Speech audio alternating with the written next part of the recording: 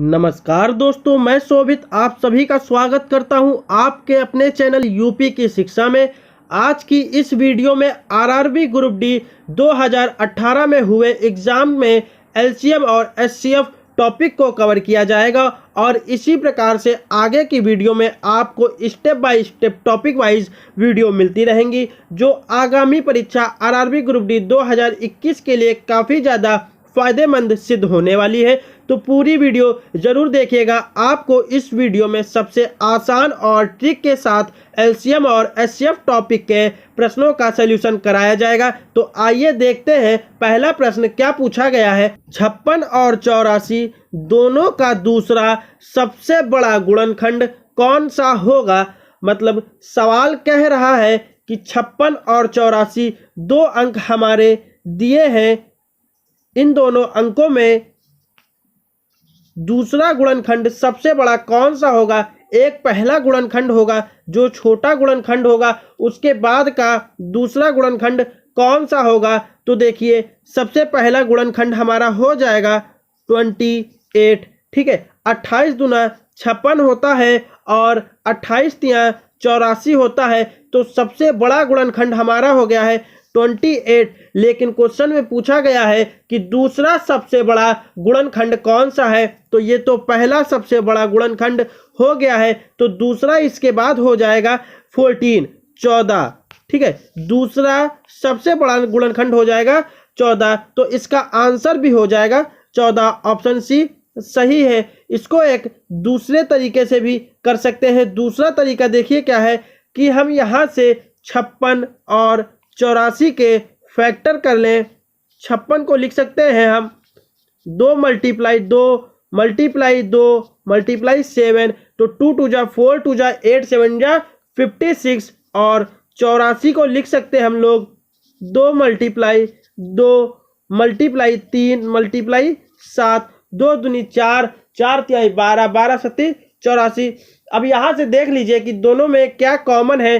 तो दोनों में देखिए 2 हमारा एक पेयर बन रहा है और 2 का ये दूसरा पेयर बन रहा है और 7 का एक पेयर बन रहा है। तो यहाँ से देखिए 2 × 2 7 हो जाएगा। तो 7 दूनी 14 दूनी 28। तो पहला बड़ा गुणनखंड हमारा बन गया है 28। अगर यहाँ से हम 1 2 को निगलेक्ट कर दें तो यहाँ से बचेगा 2 × 7 बराबर 14। दूसरा सबसे बड़ा गुणनखंड हो जाएगा हमारा 14। या तो आप इस मेथड से कर सकते हैं या आप इस मेथड से कर सकते हैं। आपको जो मेथड ज़्यादा सरल लगे आप उसको फॉलो करिए। अब आइए देखते हैं दूसरा प्रश्न क्या पूछा गया है। दूसरा प्रश्न देखिए क्या है कि 296 और दूसरी संख्या का मासा 74 है और उनका लासा 2072 है। तो दूसरी संख्या हमें बतानी है। देखिए एक संख्या हमारी गिवन है और दूसरी संख्या हमें बतानी है। संख्या का लासा और मासा भी गिवन है। तो इसके लिए एक फॉर्मूला होता है, पहली संख्या मल्टीप्लाई दूसरी संख्या बराबर एलसीएम मल्टीप्लाई एचसीएफ। ये हमारा फॉर्मूला होता है। इस फॉर्मूले पे हम वैल्यू पुट करके आंसर फाइंड कर लेंगे। तो देखिए हमारी पहली संख्या गिवन है 296, दूसरी संख्या को हम x मान लेते हैं। एलसीएम हमारा दिया है 2072 और एचसीएफ हमारा दिया है 74। तो यहाँ से देखिए अब हम इनको काट देंगे तो 74 4 जा 296 होता है। मतलब 74 के अगर हम काटेंगे टेबल तो 4 बार में 296 आएगा। तो अब लिखेंगे x बराबर 2072/4। इसको काट देंगे तो 4 पंचे 20, 4 एकम 4 और 4/32। तो हमारा आंसर आ जाएगा 518। मतलब दूसरी संख्या हमारी आ गई है 518। ऑप्शन सी सही है। अब आइए देखते हैं अगला प्रश्न क्या पूछा गया है। अगला प्रश्न पढ़िए। दो संख्याओं का एलसीएम उनके एचसीएफ का 42 गुना है। एलसीएम और एचसीएफ का योग 602 है। यदि उन संख्याओं में से एक संख्या 84 है तो दूसरी संख्या हमें बतानी है। तो देखिए इसको कैसे सॉल्व करेंगे। इसमें कहा गया है कि दो संख्याओं का एलसीएम उनके एचसीएफ का 42 गुना है। मतलब एलसीएम और एचसीएफ पहले लिख लेते हैं। एलसीएम जो है एचसीएफ का 42 गुना है। तो यहाँ से हम इन दोनों को बराबर करने के लिए या तो एचसीएफ में हम 42 से मल्टीप्लाई कर दें या फिर एलसीएम में हम 42 से भाग कर दें, तो ये दोनों संख्याएं आपस में बराबर हो जाएंगी। तो यहाँ से देखिए हम इसमें 42 से मल्टीप्लाई कर देते हैं। ठीक है, हम एलसीएम एचसीएफ में 42 से मल्टीप्लाई कर देंगे तो एलसीएम और एचसीएफ दोनों बराबर हो जाएंगे। अब आगे पढ़िए क्या कह रहा है सवाल कि एलसीएम और एचसीएफ का योग 602 है। मतलब एलसीएम प्लस एचसीएफ इन दोनों का योग 602 है। तो हमें उन संख्याओं में से एक संख्या 84 है, एक संख्या हमारी 84 दी है, हमें दूसरी संख्या बतानी है। तो यहाँ से देखिए एलसीएम हमारा कितना है, एलसीएम हमारा है 42 एचसीएफ। तो यहाँ पे हम एलसीएम की वैल्यू रख देंगे। तो 42 एचसीएफ प्लस का एचसीएफ बराबर 602। तो ये हो जाएगा 43 एचसीएफ बराबर 602। ठीक है, तो यहाँ से हम एचसीएफ बराबर निकाल लेंगे। एचसीएफ बराबर आ जाएगा 602 अपॉन 43। तो एचसीएफ का मान आ जाएगा हमारा 14। ठीक है, एचसीएफ का मान हमारा आ गया है 14। तो यहाँ से अब आगे इसको सॉल्व कर लेंगे। जब एचसीएफ का मान हमारा 14 आया है तो हम एलसीएम का मान भी निकाल लेंगे। तो एलसीएम बराबर आ जाएगा 14 मल्टीप्लाई 42। 14 की हम मल्टीप्लाई 42 से कर देंगे तो ये हो जाएगा 588। एलसीएम हमारा आ गया है 588, एचसीएफ हमारा है 14। पहली संख्या दी है, पहली संख्या हमारी है 84, तो दूसरी संख्या हमें बतानी है। तो अभी फॉर्मूला बताया था कि पहली संख्या मल्टीप्लाई दूसरी संख्या बराबर एलसीएम मल्टीप्लाई एचसीएफ, ये फॉर्मूला होता है। तो इस फॉर्मूले में हम वैल्यू पुट करेंगे। पहली संख्या हमारी है 84, दूसरी संख्या हम x मान लेते हैं। एलसीएम हमारा है 588 और एचसीएफ हमारा है 14। तो इसको हम काट देंगे तो ये कट जाएगा 14 छंग 84। अब x बराबर 588 अपॉन 6, इसको भी हम काट देंगे तो ये कट जाएगा हमारा 9 छंग 54 और 8 बार में। तो ये आ गया x बराबर 98। तो दूसरी संख्या हमारी आ गई है 98, यही हमारा आंसर है। अब चलते हैं अगले प्रश्न की तरफ। अगला प्रश्न देखिए क्या है। दो संख्याओं का अनुपात 8:9 है तथा उनका एचसीएफ 6 है। तो हमें उनका एलसीएम ज्ञात करना है। तो देखिए उनका एलसीएम हम कैसे ज्ञात करेंगे। इसको ट्रिक्स से भी सॉल्व कर सकते हैं और बेसिक से भी सॉल्व कर सकते हैं। इसको देखिए डायरेक्ट ट्रिक्स से पहले हम सॉल्व करते हैं। जब भी सवाल में एलसीएम ज्ञात करने को कहे, अनुपात दिया हो और एचसीएफ दिया हो, सवाल में अगर अनुपात और एचसीएफ दिया है और हमें एलसीएम ज्ञात करना है तो देखिए इसको ट्रिक से कैसे सॉल्व करेंगे। एचसीएफ हमारा है 6, तो हम इसको ट्रिक से सॉल्व करेंगे। जो अनुपात दिया है इनकी हम आपस में मल्टीप्लाई कर लेंगे। मतलब 9 8 72। ठीक है, 9 8 72। और जो हमारा एचसीएफ है उस एचसीएफ को हम इस अनुपात से मल्टीप्लाई कर देंगे। जो भी अनुपात का मान आया होगा तो 72 के हम 6 से मल्टीप्लाई कर देंगे तो ये हो जाएगा 432 और यही हमारा एलसीएम हो जाएगा। तो हमारा एलसीएम आ गया है 432, ये हमारा आंसर है। अब देखिए इसको दूसरी तरीके से कैसे सॉल्व कर सकते हैं। जब हमारा रेशियो और एचसीएफ दिया है तो यहाँ से हम एचसीएफ की रेशियो में किसी भी एक रेशियो से मल्टीप्लाई कर देंगे। या तो 9 से कर देंगे या 6 से कर देंगे। तो 9 की हम 6 से मल्टीप्लाई कर देंगे तो ये आ जाएगा 54, 54 आ जाएगा। इसके बाद हम दूसरे रेशियो की मल्टीप्लाई इस वैल्यू से कर देंगे तो हम इसकी मल्टीप्लाई 8 से कर देंगे तो 54 8 आ जाएगा 432 और यही हमारा एलसीएम हो जाएगा। तो दोस्तों पहला और दूसरा मेथड, आपको दोनों मेथड में से जो ज़्यादा इजी लगा आप उसको फॉलो कर सकते हैं। अब आइए देखते हैं अगला प्रश्न क्या पूछा गया है।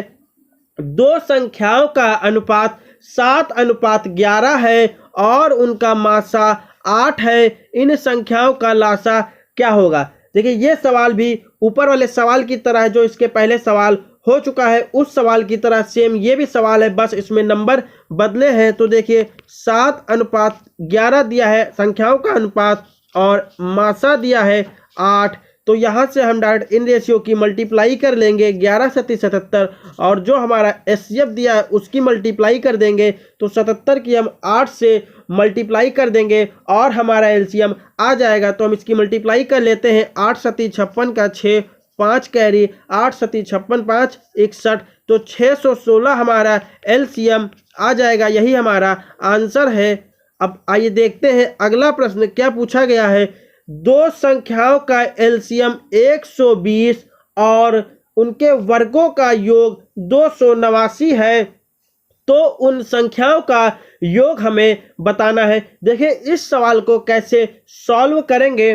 दो संख्याओं का एलसीएम दिया है 120, तो हम मान लेते हैं हमारी दो संख्याएं हो जाएंगी x और y, और इन संख्याओं का एलसीएम दिया है, मतलब x मल्टीप्लाई y का मान दिया है 120 और उनके वर्गों का योग दिया है 289, x square plus y square बराबर दिया है 289। तो हमें x प्लस वाई का मान बताना है। तो देखिए यहाँ पे हम कौन सी दो संख्याएं रखें कि उनका मल्टीप्लाई 120 हो जाएगा। तो 15 और 8 अगर रखते हैं तो 15 8 120 होता है। अब हम दूसरी कंडीशन में भी देख लेते हैं, अगर ये संख्याएं इन संख्याओं का वर्गों का योग 289 हो जाएगा तो ये संख्याएं फॉलो कर जाएंगी और इनका ही हम योग बता देंगे। तो 15 का स्क्वायर होता है 225 प्लस 8 का स्क्वायर होता है 64, तो 225 और 64 को जोड़ देंगे तो हो जाएगा 289। मतलब ये संख्याएं फॉलो कर रही हैं। तो हमें 15 प्लस 8 योग निकाल लेना है, तो हमारा योग आ जाएगा 23। उन संख्याओं का योग आ गया है 23, हमारा आंसर 23 है। अब चलते हैं अगले प्रश्न की तरफ। अगला प्रश्न पढ़िए क्या पूछा गया है। दो संख्याओं का अनुपात 5:6 है, उनका एलसीएम 120 है, उनका एलसीएम 150 है, तो दोनों संख्याओं का योगफल हमें ज्ञात करना है। तो देखिए इसको कैसे सॉल्व करेंगे।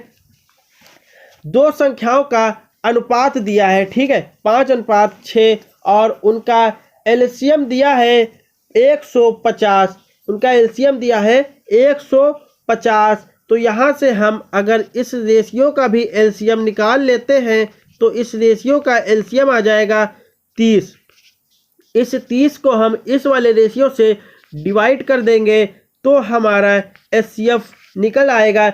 ये हमारा एचसीएफ हो जाएगा 5, हमारा एचसीएफ आ गया है। हमें इन संख्याओं का योगफल बताना है। तो जो रेशियो में मान दिया है इस रेशियो को हम ऐड कर लेंगे 5 + 6, और जो भी मान आएगा उसको हम इस एचसीएफ से मल्टीप्लाई कर देंगे और हमारी संख्याओं का योग निकल आएगा। तो 6 × 5 = 11 मल्टीप्लाई 5 बराबर 55। तो हमारी संख्याओं का योगफल आ गया है 55, यही हमारा आंसर है। अब देखते हैं अगला प्रश्न क्या पूछा गया है। एक मंदिर में क्रमशः 12, 16, 24 और 36 मिनट के अंतराल पर 4 घंटियां बजती हैं। यदि उन्हें सुबह 6 बजे से निरंतर अंतराल पर बजाना शुरू किया जाए तब वो दोबारा एक साथ कब बजेंगी। देखिए मंदिर में 4 घंटियां हैं जो 12, 16, 24 और 36 मिनट के अंतराल पर बजाई जाती हैं।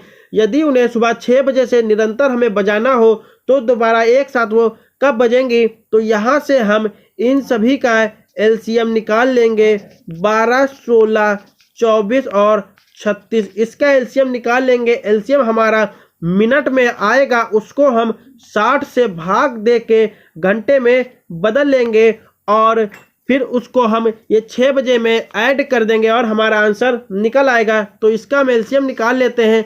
इसका एलसीएम हमारा आ जाएगा 144 मिनट। हमारा एलसीएम आ गया 144 मिनट। अब हम इसको 60 से डिवाइड करके हावर में कन्वर्ट कर लेंगे तो हमारा ये हो गया है 144/60 हावर। इसको हम कट कर लेते हैं तो ये आ जाएगा हमारा 2 घंटे 2 हावर और 24 मिनट, क्योंकि 1 घंटे में 60 मिनट होते हैं तो 2 घंटे में 120 मिनट हो जाएंगे, प्लस का 24 मिनट बराबर 144 मिनट हो जाएंगे। तो 144 मिनट को हम 2 घंटे 24 मिनट लिख सकते हैं। ठीक है, अब हम यहाँ से देखिए कि सुबह 6 बजे से, तो 6 बजे में हम 2 घंटे 24 मिनट ऐड कर देंगे तो ये हो जाएगा 8:24 पर 8:24 पर सुबह घंटियां एक साथ दोबारा बजेंगी। तो हमारा राइट आंसर है ऑप्शन ए। अब चलते हैं अगले प्रश्न की तरफ। अगला प्रश्न देखिए क्या है कि दो संख्याएं 3:5 के अनुपात में हैं, उनका एलसीएम 75 और उनका एचसीएफ हमें ज्ञात करना है। तो देखिए दो संख्याएं रेशियो में है 3:5 के अनुपात में, उनका एलसीएम दिया है 75। तो यहाँ से अगर हम इन संख्याओं का एलसीएम निकाल लें तो इनका एलसीएम आ जाएगा 15 और इस 15 को इस 75 से हम भाग दे देंगे तो ये आ जाएगा 5। हमारा एचसीएफ आ गया है 5, यही हमारा एचसीएफ हो जाएगा, यही हमारा आंसर है। तो दोस्तों आज की वीडियो में बस इतने सवाल ही रखते हैं। अब आपसे मिलेंगे एलसीएम और एचसीएफ के अगले पार्ट में, अगली वीडियो में। तो दोस्तों अगर वीडियो पसंद आई हो तो वीडियो को लाइक करिए, अपने दोस्तों में शेयर करिए और साथ ही साथ चैनल को सब्सक्राइब करके उस बेल आइकन को जरूर दबा लीजिए। और जितने भी सवाल इस वीडियो में आपको कराए गए हैं उन सभी सवालों को नोट जरूर कर लीजिए, क्योंकि रिवीजन बहुत ज़्यादा ज़रूरी होता है और जब सवाल एक पास लिखे रहेंगे तो आप रिवीजन आसानी से कर सकते हैं।